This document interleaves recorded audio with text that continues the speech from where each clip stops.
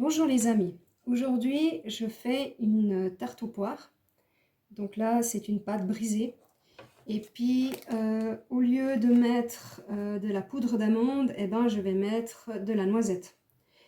En fait, je ne sais pas si vous avez remarqué, mais souvent on fait la tarte mais on ne la met pas au préalable au four. Donc quand on mange la tarte, elle est un peu molle. Donc ce que je vais faire maintenant, c'est que je vais mettre la tarte au four pendant à peu près 7 minutes, juste pour qu'elle soit un tout petit peu croustillante par ici. Alors on va préparer la pâte. Donc vous avez besoin de 150 g de sucre.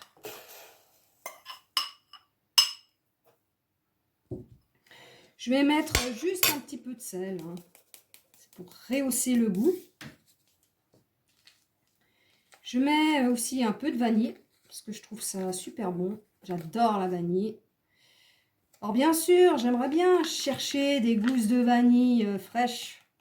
Mais je ne sais pas si vous avez remarqué, hein, c'est hyper cher. C'est devenu mais très très cher la vanille. Hein, c'est incroyable.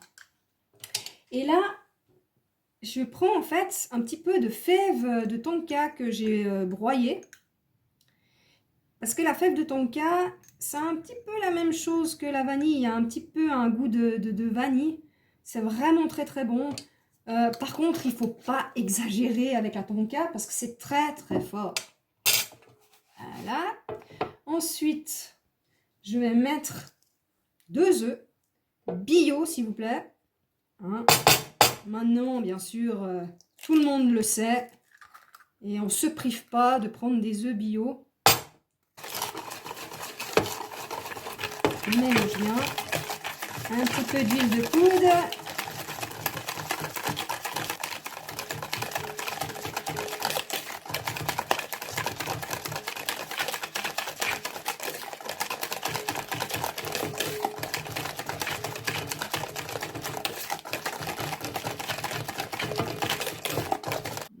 « 100 g de beurre. Voilà.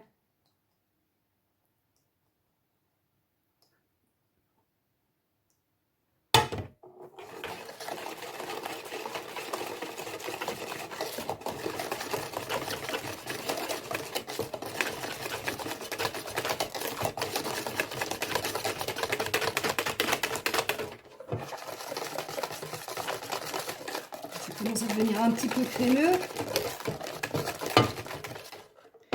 Ensuite, on va mettre 90 g de noisettes.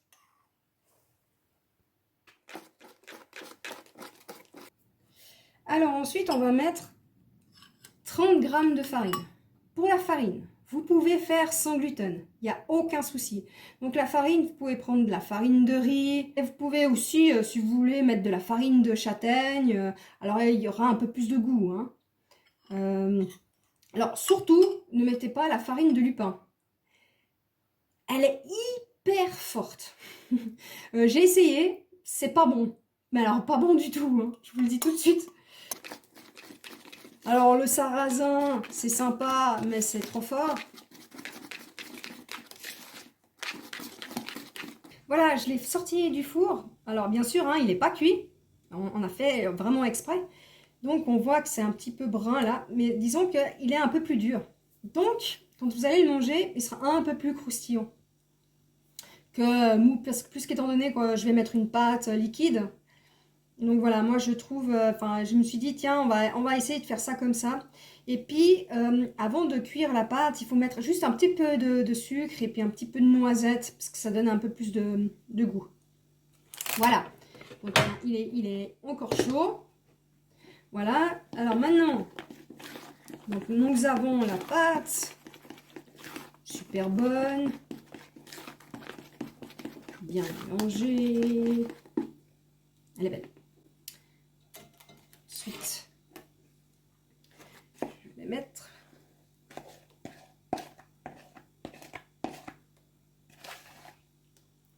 c'est vrai que c'est vraiment une tarte super bonne. Moi, j'adore cette tarte. Je la fais assez souvent. Hop. Oups. Là. Je mets un petit peu de vanille. Parce que j'adore la vanille. Je suis fan de vanille.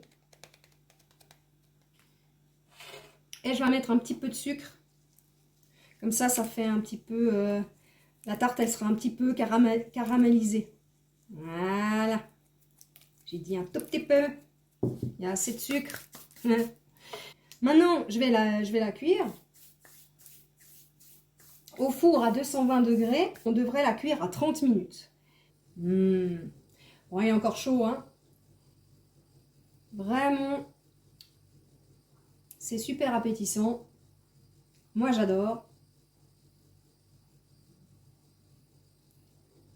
Vous allez me dire ce que vous en pensez en commentaire si vous le faites. Si vous faites le gâteau. Ça me fera très plaisir. Ce gâteau-là, vous pouvez le manger tiède. Il est vraiment super bon tiède ou froid. Suivez-moi, c'est toute une aventure. Un grand, grand, grand merci.